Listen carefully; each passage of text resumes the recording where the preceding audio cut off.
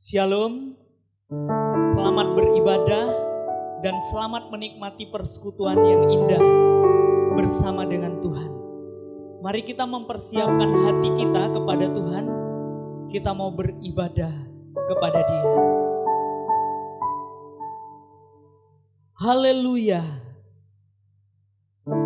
Pujilah Allah dalam tempat kudusnya. Pujilah Dia dalam cakrawalanya yang kuat. Pujilah Dia karena segala keperkasaannya. Pujilah Dia sesuai dengan kebesarannya yang hebat. Pujilah Dia dengan tiupan sangkakala. Pujilah Dia dengan gambus dan kecapi. Pujilah Dia dengan rebana dan tari-tarian. Pujilah Dia dengan permainan kecapi dan seruling. Pujilah Dia dengan ceracap yang berdenting. Pujilah Dia dengan ceracap yang berdentang. Biarlah segala yang bernafas memuji Tuhan. Haleluya.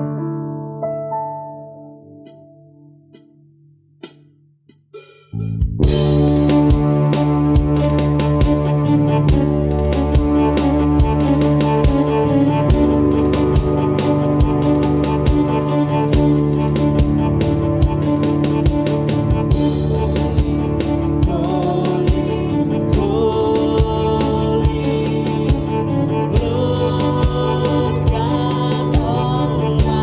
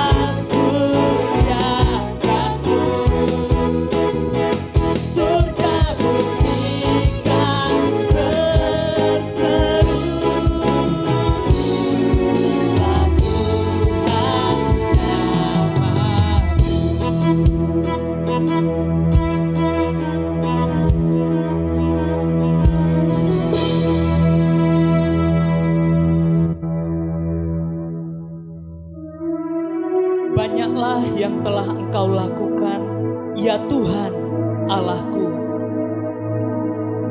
Perbuatan-Mu yang ajaib dan maksud-Mu untuk kami,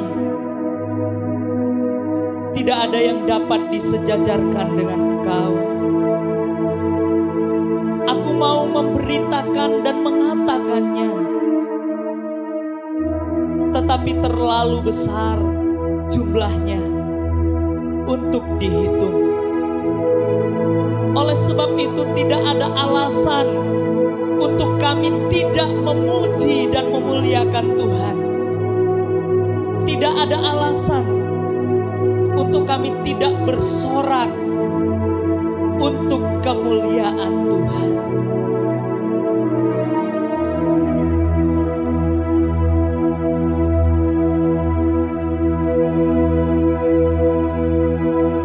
Nyanyi dan bersoraklah bagi Dia, pujian, hormat, kuasa bagi Raja. Gunung tunduk, laut bergelora, mendengar namamu.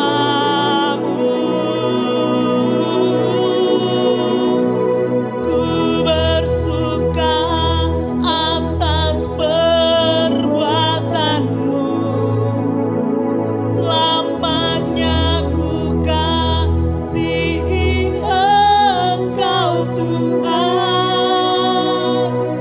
Tiada janji seperti yang ada padamu.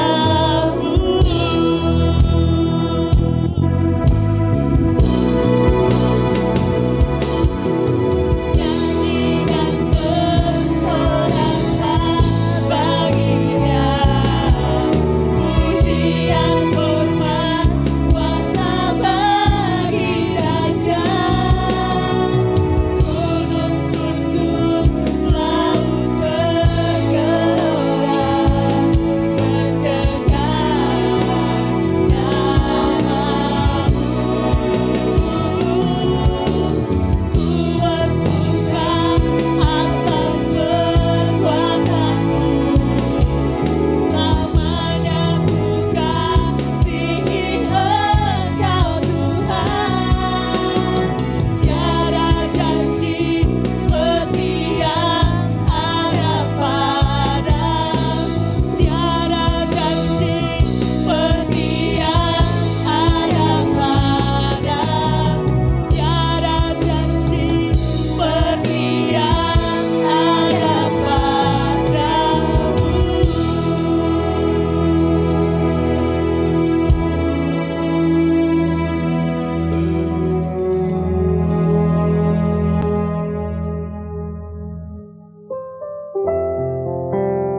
Haleluya. Terima kasih Bapa untuk penyertaan-Mu sepanjang hari ini. Pada malam hari ini, kami ingin menaikkan setiap pokok doa syafaat kami Tuhan. Biarlah apa yang menjadi harapan kami, kerinduan kami, keinginan kami, bahkan kebutuhan kami Tuhan. Di masa seperti ini Tuhan, kami tidak bisa melakukan sendiri. Kami tidak bisa melakukan apapun sendirian dengan kekuatan kami Tuhan. Hanya Engkau Tuhan. Hanya waktu terbaik-Mu Tuhan. Hanya waktu terbaik-Mu yang kami nanti Tuhan. Seperti pujian, waktu Tuhan bukan waktu kita. Karena waktu mulai yang terbaik Tuhan. Biarlah kami memiliki hati yang terus bersabar untuk menanti waktu. Waktu Tuhan, bukan waktu kita.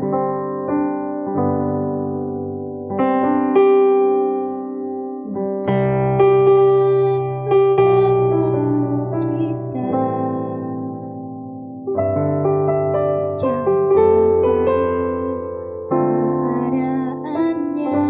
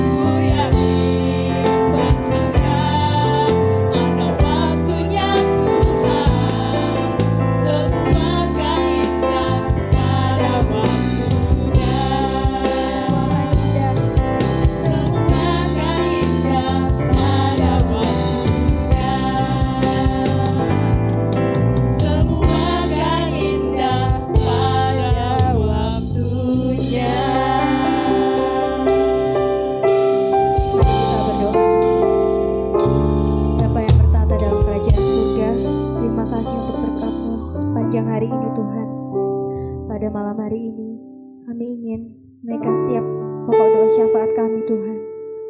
Biarlah apa yang menjadi pergumulan dan kerinduan kami, Engkau sertai dan Engkau berkati ya Tuhan. Bapa, kami berdoa untuk kepengurusan yang ada di gereja ini ya Tuhan. Saya Tuhan yang memberkati, Tuhan yang melawat, Tuhan yang mencukupkan segala kebutuhan. Tuhan, berkatilah juga setiap gereja-gereja yang ada di dunia ini yang tidak bisa melakukan ibadah secara offline, di mana kita tidak bisa berkumpul, kita tidak bisa bersekutu. Tuhan, kami memiliki kerinduan untuk bisa bersekutu bersama-sama kembali Tuhan. Biarlah waktu-Mu yang terbaik Tuhan. Biarlah Engkau yang menentukan ya Tuhan, kapan kami akan kembali bersama, bersekutu di tempat-Mu ini ya Tuhan. Bapa, kami juga berdoa untuk setiap jemaat, majelis yang mengembalakan tempat ini. Tuhan berkati, Tuhan sertai keluarga mereka, kesehatan mereka. Tuhan lawat mereka ya Tuhan, cukupkan segala kebutuhan mereka. Tuhan juga berkati umat-Mu yang harus terpaksa Tuhan berhenti bekerja karena di tengah-tengah pandemi ini Tuhan. Tuhan, lawat mereka, sertai mereka, lindungi mereka Tuhan. Jangan sampai mereka jatuh tergeletak Tuhan. Kami yakin dan percaya kuasa-Mu, tangan-Mu sanggup menopang mereka ya Tuhan. Menopang kami semua yang kesusahan dalam pandemi ini ya Tuhan. Keadaan yang harus kami lakukan, keadaan yang harus kami hadapi, berikanlah kami hati lebih bersabar dan lebih bersyukur Tuhan. Bapa, sebuah kerinduan kami Tuhan untuk melihat sisi positif adanya pandemi ini Tuhan. Biarlah kami semakin dekat dengan-Mu hari demi hari, hari lepas hari Tuhan. Biarlah hati kami bertumbuh, semakin bertambah-bertambah ya Tuhan. Bertambah-tambah. Hubungan kami semakin dekat dengan-Mu Tuhan. Biarlah apa yang menjadi kerinduan-Mu Tuhan. Tuhan, kami berdoa untuk para tenaga medis yang telah bekerja, kepala pemerintahan yang telah bekerja untuk menekan penularan ini Tuhan, penularan virus COVID-19 ini Tuhan. Tuhan sertai mereka, berkati keluarga mereka, cukupkan segala kebutuhan mereka ya Tuhan. Karena hanya Engkau yang mampu memulihkan keadaan ya Tuhan. Kami yakin dan percaya, entah itu kapan, kami yakin di situasi apapun Engkau tidak akan pernah meninggalkan kami Tuhan. Bapa, mungkin doa ini jauh daripada sempurna, tapi Engkau tahu maksud hati kami Tuhan. Biarlah kami yang hanya bisa menonton ibadah ini cara streaming di rumah kami masing-masing Tuhan. Biarlah Tuhan hadir di tengah-tengah kami. Biarlah Tuhan yang mencurahkan Roh Kudus-Mu ya Tuhan, agar setiap hati kami memiliki pujian, penyembahan secara sungguh-sungguh Tuhan. Biarlah apa yang kami keluarkan dari mulut kami, pujian yang kami pujikan, hanya untuk kemuliaan nama-Mu. Bapa, inilah doa kami ucapkan di dalam nama Tuhan Yesus Kristus. Haleluya. Amin.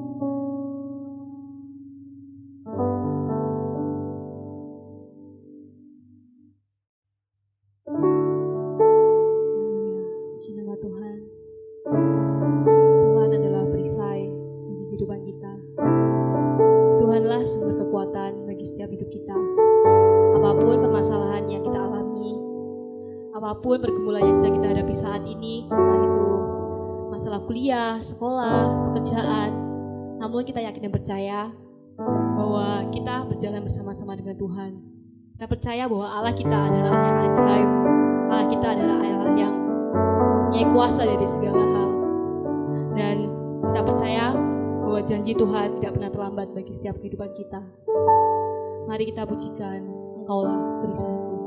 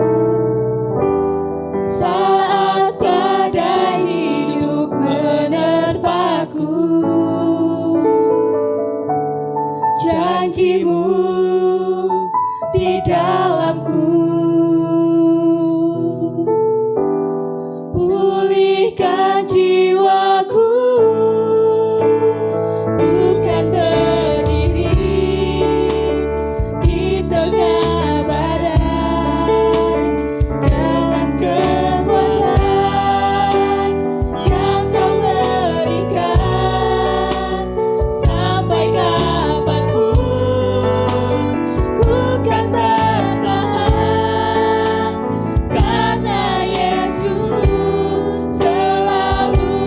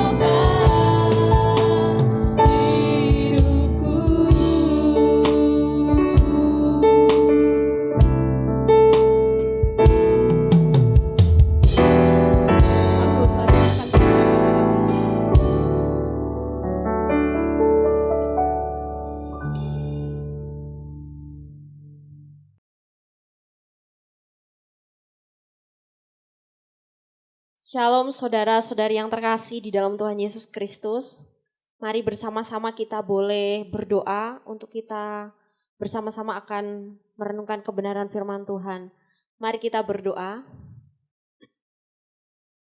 Bapa, kami sangat mengucap syukur, penyertaan-Mu lebih dari yang kami pikirkan, kasih-Mu melimpah dalam kehidupan setiap kami. Terima kasih. Hari ini kami boleh kembali dipertemukan di dalam kasih-Mu, meskipun kami ada di tempat yang berbeda, tapi hati kami senantiasa bersama-sama bersekutu untuk mendengarkan kebenaran firman-Mu. Ya Tuhan, tolonglah kami, di dalam kami bersama-sama merenungkan firman-Mu. Biarlah hati pikiran yang telah kami persiapkan, membawa kami kepada Engkau lebih dekat lagi. Kami boleh semakin hari semakin dibereskan, semakin dipulihkan, semakin lebih bersungguh-sungguh cinta akan Engkau dan mengasihi firman-Mu. Hamba-Mu sangat terbatas, namun biarlah Roh-Mu yang kudus yang memimpin dan menyertai, sehingga firman yang diberitakan menjadi suatu sukacita dan penghiburan bagi setiap kami di tengah-tengah keberadaan kami hari-hari ini yang sedang tidak baik. Di dalam nama Tuhan Yesus Kristus kami berdoa dan mengucap syukur. Amin. Shalom teman-teman yang terkasih di dalam Tuhan. Senang sekali kita masih diberikan kesempatan untuk bersama-sama beribadah, untuk bersama-sama bersekutu meskipun kita ada di tempat yang berbeda. Tapi kita percaya bahwa kita ada di dalam satu hati untuk bersama-sama beribadah kepada Tuhan. Teman-teman, kurang lebih 3 bulan kita mengalami masa karantina atau stay at home ya. Saya percaya bahwa setiap kita merasakan perasaan yang berbeda-beda.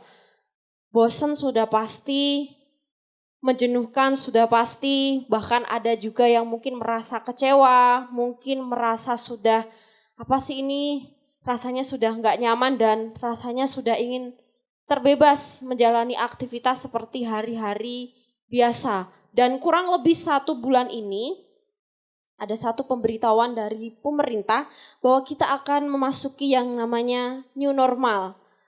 Perasaannya ada happy-nya, tapi saya percaya kita juga masih ada khawatir jika terjadi sesuatu yang tidak mengenakan atau sesuatu yang tidak kita harapkan. Karena kita tidak mengetahui bagaimana keadaan yang pasti, siapa penyebab virusnya, bagaimana ininya, dan pemerintah sudah menerapkan new normal. Teman-teman, menurut teman-teman, arti dari new normal sendiri itu apa sih menurut pemahaman teman-teman?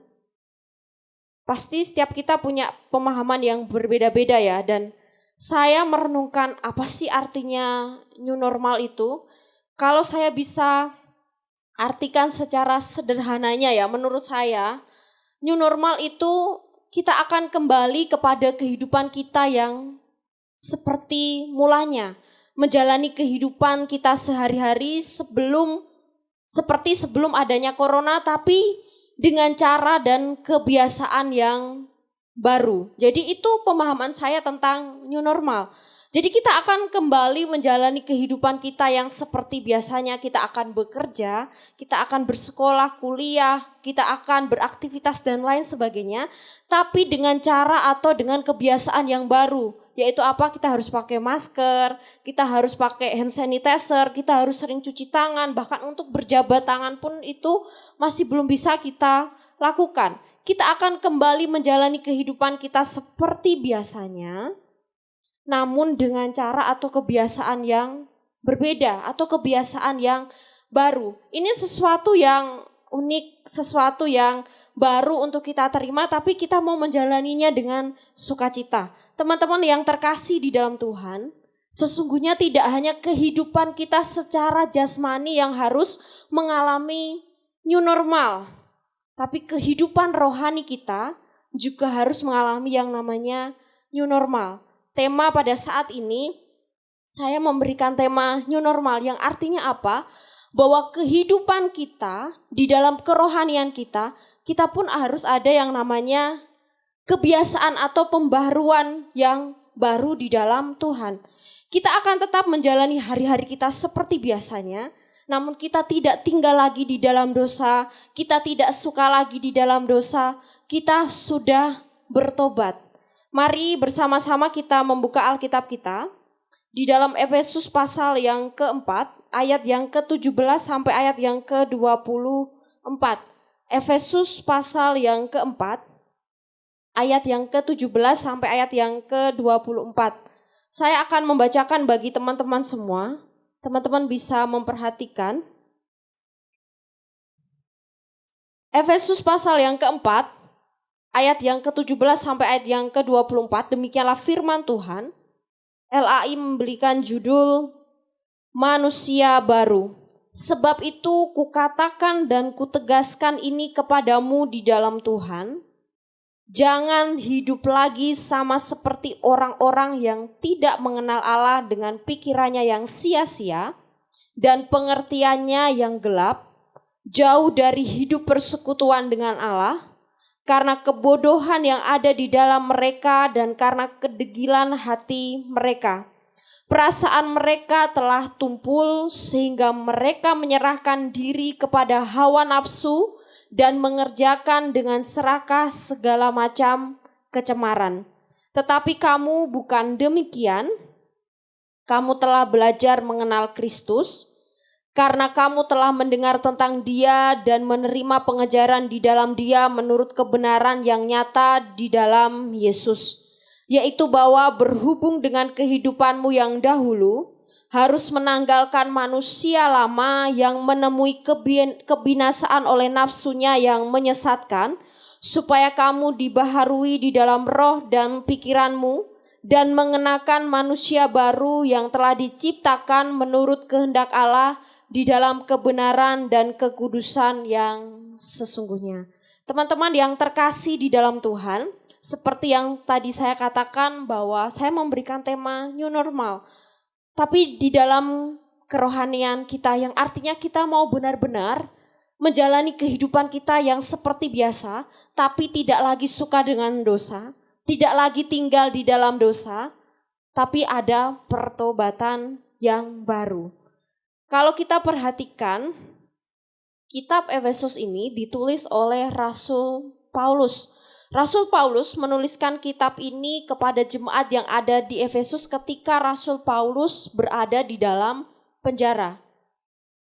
Rasul Paulus dulunya juga melayani pekerjaan Tuhan yang ada di Efesus. Dengan penuh rasa cinta, dengan penuh tanggung jawab, dengan penuh kasih, setiap jemaat-jemaat yang dilayani tidak hanya di Efesus, Rasul Paulus tetap memperhatikan mereka meskipun tidak bisa berkunjung secara langsung, bahkan keadaannya tidak memungkinkan karena pada waktu itu dia sedang di penjara, tapi dia memberikan surat tersebut. Artinya apa? Bahwa sebagai seorang pengajar, sebagai seorang mentor yang pernah melayani di Efesus, Rasul Paulus tetap mengharapkan jemaat-jemaat yang dilayani itu tetap hidup dan tinggal di dalam Tuhan. Teman-teman, perlu teman-teman ketahui bahwa di Efesus itu adalah kota perdagangan yang kaya dan bernilai tinggi. Bahkan tempat yang terkenal di Efesus adalah kuil Dewi Artemis yang maha besar. Wah, jadi kita sudah bisa membayangkan kalau di Efesus itu banyak tempat-tempat penyembahan berhala. Dan kuil Dewi Artemis ini, kuil ini bukan hanya merupakan pusat pemujaan saja, tetapi karena tanah dan ruangan-ruangannya dianggap suci dan tidak boleh dicemari, ia juga merupakan tempat perlindungan bagi kaum yang tertindas dan tempat penyimpanan harta. Jadi teman-teman yang terkasih di dalam Tuhan Yesus Kristus, ada beberapa hal yang terjadi di kota Efesus, di daerah Efesus. Salah satunya yaitu mereka masih menyembah berhala dan banyak hal yang terjadi. Dan tujuan daripada mengapa Rasul Paulus menuliskan surat kepada jemaat yang ada di Efesus, berarti ada sesuatu yang penting, ada sesuatu yang perlu diperhatikan, ada sesuatu yang Rasul Paulus ingin katakan kepada jemaat yang ada di Efesus. Yang pertama, agar setiap jemaat yang dilayani itu tetap bertumbuh di dalam iman, di dalam hikmat, di dalam kasih dan pernyataan Bapa yang mulia. Yang kedua, mengapa dia mengirimkan surat tersebut kepada jemaat yang ada di Efesus? Dia sungguh-sungguh menginginkan agar hidup mereka, yaitu jemaat yang ada di Efesus, layak di hadapan Tuhan Yesus Kristus. Dan yang terakhir yaitu menghimbau mereka untuk menanggalkan manusia lama atau dosa terdahulu mereka dan mengenakan manusia baru. Jadi Rasul Paulus dengan segala kerinduan yang ada, Rasul Paulus pun memiliki kerinduan supaya setiap jemaat yang dilayani itu tidak terus-menerus hidup di dalam dosa, tapi mau meninggalkan manusia lama untuk hidup di dalam manusia yang baru. Begitu pula dengan kehidupan kita hari ini, jika Tuhan mengizinkan dunia dalam keadaan yang tidak baik, harus dikarantina, kita tidak boleh keluar dan lain sebagainya, apa yang terjadi? Di tempat-tempat yang ramai, kalau kita perhatikan kota Jakarta ya, banyak sekali yang sudah memberikan postingan bahwa Jakarta sudah bisa dilihat bagaimana ada awan biru di sana. Jadi ada satu keadaan yang berubah dan kita pun harus berpikir bahwa tidak hanya dunia yang harus berubah, bahkan kehidupan kita sehari-hari memang kita harus berubah, tapi di dalam kerohanian kita pun kita harus mengalami yang namanya new normal. Yang artinya ini akan berakhir dan saya juga mau mengakhiri yang lama, saya mau membawa kehidupan yang baru. Di dalam Alkitab Bahasa Indonesia Masa Kini, Manusia Baru atau judul yang kita baca tadi itu, diberikan judul kehidupan yang baru di dalam Kristus. Artinya perikop ini pun mengajarkan bahwa kita mau memiliki hidup yang baru di dalam Kristus. Rasul Paulus katakan di ayat yang ke-17, sebab itu kukatakan dan kutegaskan ini kepadamu di dalam Tuhan. Ini tidak hanya untuk jemaat yang ada di Efesus, tapi bagi setiap kita yang saat ini membaca dan merenungkan firman Tuhan. Sebab itu kukatakan dan kutegaskan ini kepadamu di dalam Tuhan, jangan hidup lagi sama seperti orang-orang yang tidak mengenal Allah dengan pikirannya yang sia-sia. Kita menganggap bahwa kita adalah umat kepunyaan Tuhan, berarti kita sudah mengenal Tuhan, sudah menjadi milik Tuhan.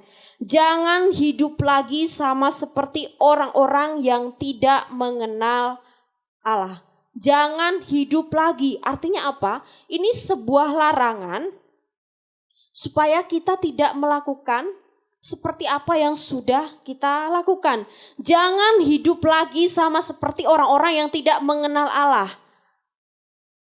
Kita bisa membedakan ya orang-orang yang mengenal Allah sama orang-orang yang tidak mengenal Allah. Baik dalam perkataan, perbuatan, sikap itu sudah kentara. Dan firman Tuhan katakan jangan hidup lagi. Mungkin kita sudah terbiasa yang namanya berbohong. Berbohong demi kebaikan. Itu tidak dosa. Apakah seperti itu? Tidak. Jadi ketika kebiasaan berbohong itu terus-menerus kita lakukan, seakan-akan kita tidak akan merasa bersalah. Tapi firman Tuhan katakan, jangan hidup lagi sama seperti orang-orang yang tidak mengenal Allah. Kita katakan kita mau hidup baru, tapi kalau kebiasaan kita tidak kita bereskan, itu artinya kita masih tinggal di dalam hidup yang lama. Yang kedua, dan pengertiannya yang gelap, jauh dari hidup persekutuan dengan Allah, karena kebodohan yang ada di dalam mereka dan karena kedegilan hati mereka. Perasaan mereka telah tumpul, sehingga mereka menyerahkan diri kepada hawa nafsu dan mengerjakan dengan serakah segala kecemaran. Tetapi kamu bukan demikian, kamu telah belajar mengenal Kristus, karena kamu telah mendengar tentang Dia dan menerima pengajaran di dalam Dia menurut kebenaran yang nyata dalam Yesus. Dikatakan tetapi kamu bukan demikian. Kita orang yang sudah mengenal dan hidup di dalam Kristus. Artinya apa? Artinya kita harus memiliki perbedaan dengan orang-orang yang tidak mengenal Tuhan. Mencerminkan karakter Kristus. Harus mencerminkan karakter Kristus. Yang selanjutnya di ayat yang ke-22, yaitu bahwa kamu berhubung dengan kehidupanmu yang dahulu harus menanggalkan manusia lama yang menemui kebinasaannya oleh nafsunya yang menyesatkan. Di dalam Alkitab Bahasa Indonesia masa kini, ayat itu diterjemahkan, sebab itu tanggalkanlah manusia lama dengan kehidupan lama yang sedang dirusakkan oleh keinginan-keinginannya yang menyesatkan. Tanggalkanlah. Nah, teman-teman yang terkasih di dalam Tuhan, kalau kita sudah benar-benar hidup di dalam Tuhan, sesungguhnya kita itu punya tanggung jawab yang besar, yaitu kita tidak main-main di dalam menjalani kehidupan kita. Kalau kita sudah ada di dalam Kristus, berarti semuanya harus mencerminkan karakter Kristus. Hidup sesuai dengan yang firman Tuhan katakan. Tanggalkanlah manusia yang lama dengan kehidupan lama yang sedang dirusakkan oleh keinginan-keinginan yang menyesatkan. Di ayat yang ke-23, supaya kamu dibaharui di dalam roh dan pikiranmu. Artinya apa? Hendaklah hati dan pikiranmu diperbaharui selalu. Dan di ayat yang ke-24, dan mengenakan manusia baru yang telah diciptakan menurut kehendak Allah di dalam kebenaran dan kekudusan yang sesungguhnya. Artinya apa? Hendaklah kita hidup sebagai manusia baru yang diciptakan menurut pola Allah, yaitu dengan tabiat yang benar, lurus, dan suci adanya. Teman-teman yang terkasih di dalam Tuhan, ini bukan sesuatu yang mudah ya, karena kita hidup di dalam satu komunitas yang luas, di dalam keluarga, di dalam lingkungan gereja, lingkungan masyarakat, lingkungan sekolah, lingkungan kerja, dan lain sebagainya. Jika kita tidak benar-benar hidup di dalam Tuhan, kita bisa terbawa oleh mereka. Bahkan kita tidak bisa melepaskan yang namanya kebiasaan-kebiasaan kita, masa lalu kita, kehidupan kita yang ada di dalam dosa. Susah memang, tapi kita mau berjuang untuk hidup dengan pertobatan, hidup dengan lebih sungguh-sungguh.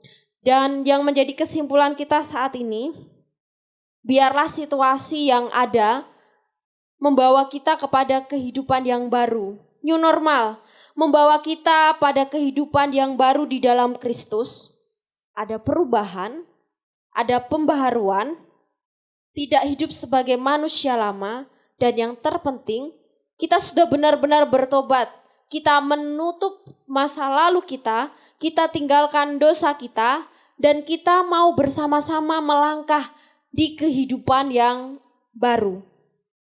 Kalau anak remaja itu biasanya egonya yang masih tinggi. Kita mau belajar menahan ego, kita mau belajar merendahkan diri, kita mau belajar lebih dewasa, kita mau belajar untuk tidak memberontak, kita mau belajar untuk bersikap lebih dewasa lagi di dalam Tuhan dan menjalani kehidupan setiap kita. Biarlah kebenaran firman Tuhan ini menjadi satu perenungan yang benar-benar kita renungkan. Jika Tuhan mengizinkan dunia ada di dalam kondisi yang tidak baik, dan kita harus merubah semuanya, kita harus membawa kebiasaan yang baru, begitu pula dengan kehidupan rohani kita. Kita mau merubahnya, kita mau menjadi semakin baik, kita mau menjadi semakin lebih sungguh-sungguh dan setia kepada Tuhan. Bahkan kita benar-benar bertobat dan tidak berbalik kepada kehidupan kita yang lama. Mari teman-teman, saya mengajak kita untuk mengambil waktu teduh sejenak. Kita akan bersama-sama sejenak merenungkan kebenaran firman Tuhan yang telah kita terima. Di Efesus ayat yang ke-24 tadi, firman Tuhan katakan, supaya kamu dibaharui di dalam roh dan pikiranmu, dan mengenakan manusia baru yang telah diciptakan menurut kehendak Allah di dalam kebenaran dan kekudusan yang sesungguhnya. Kiranya kita boleh menerima pertolongan Tuhan untuk kita hidup di dalam kehidupan kita yang baru, yang lebih sungguh-sungguh dan mengasihi Tuhan. Mari bersama-sama kita naikkan pujian bukan dengan barang fana. Mari kita nyanyikan ini dengan penuh ketulusan, bahkan dengan penuh kerendahan hati, karena kita sangat membutuhkan Tuhan untuk membereskan kehidupan setiap kita supaya menjadi pribadi yang lebih baik.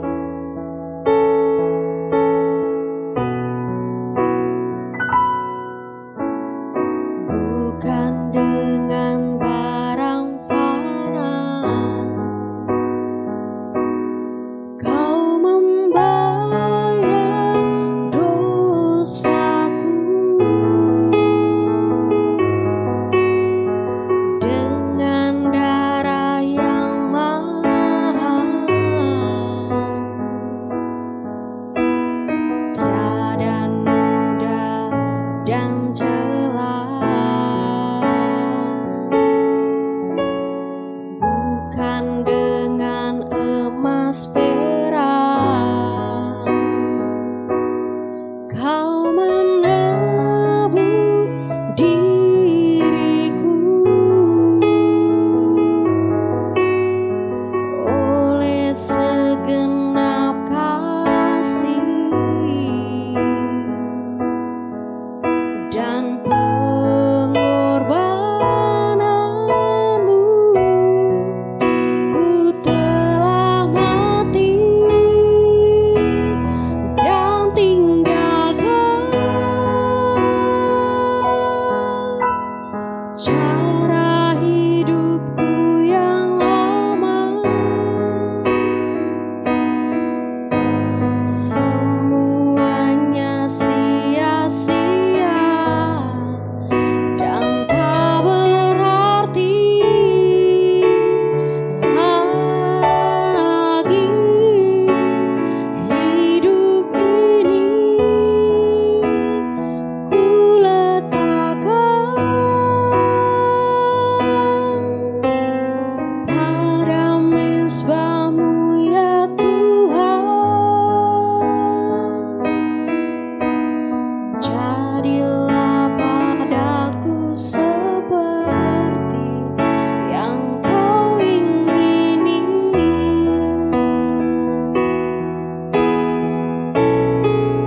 Ku telah mati dan tinggalkan cara hidupku yang lama. Semuanya sia-sia dan tak berarti lagi. Hidup ini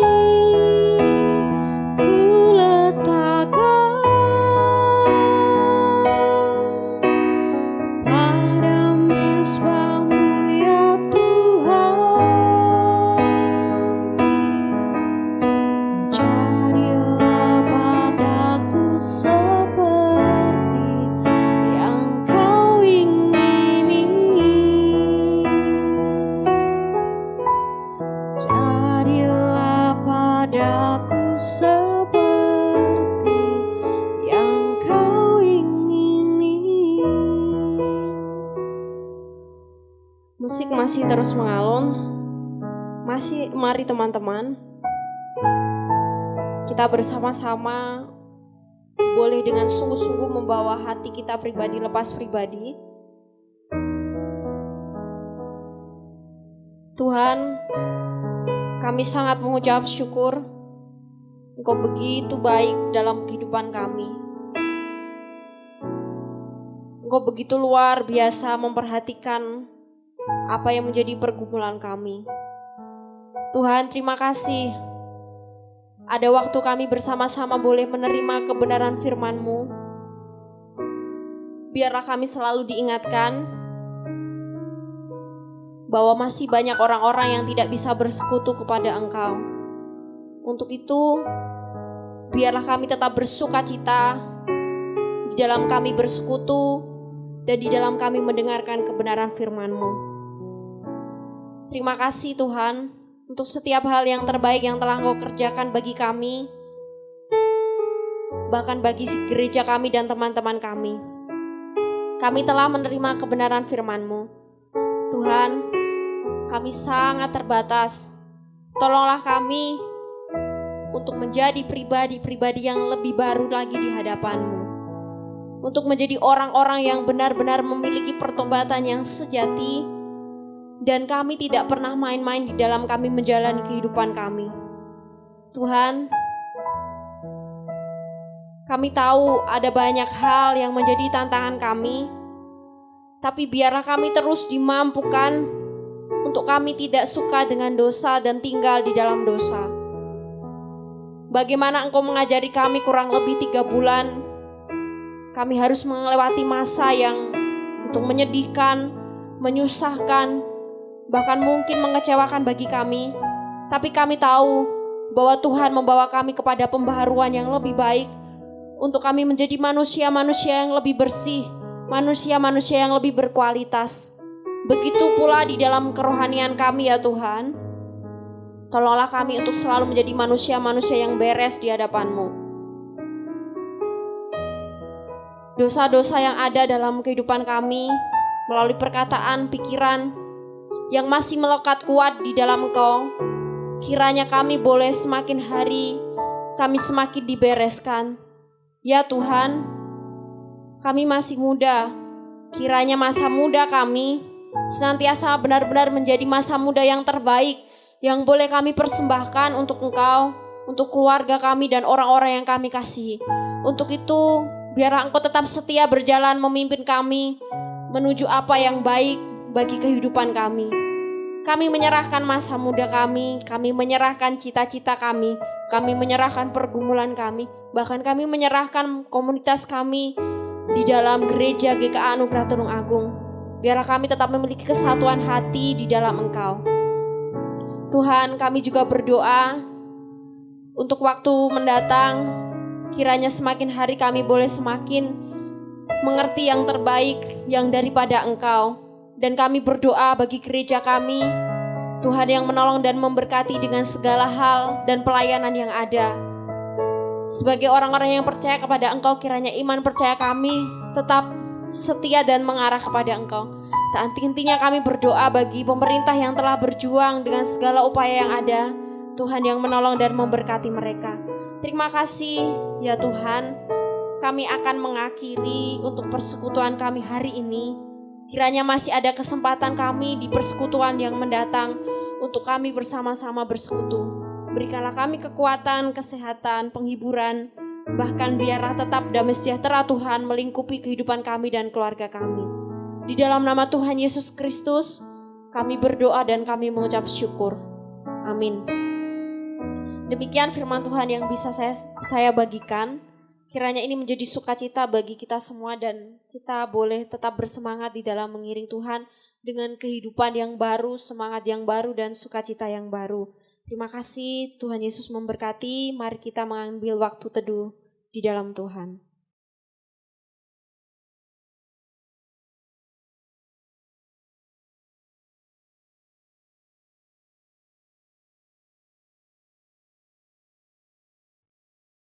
Shalom, salam damai sejahtera di dalam kasih Kristus bagi kita semua.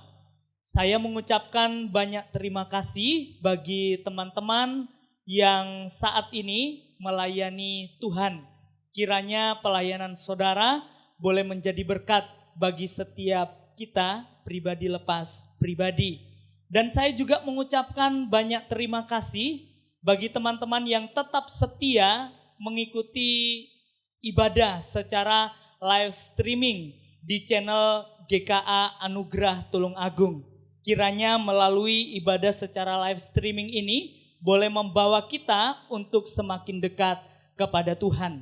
Dan saya akan menginformasikan beberapa informasi yang perlu kita perhatikan bersama untuk ibadah, kegiatan ibadah yang dilaksanakan di gereja kita, baik PA maupun doa dan ibadah hari Sabtu untuk sementara waktu ditiadakan dan nanti menunggu pengumuman lebih lanjut dari majelis gereja.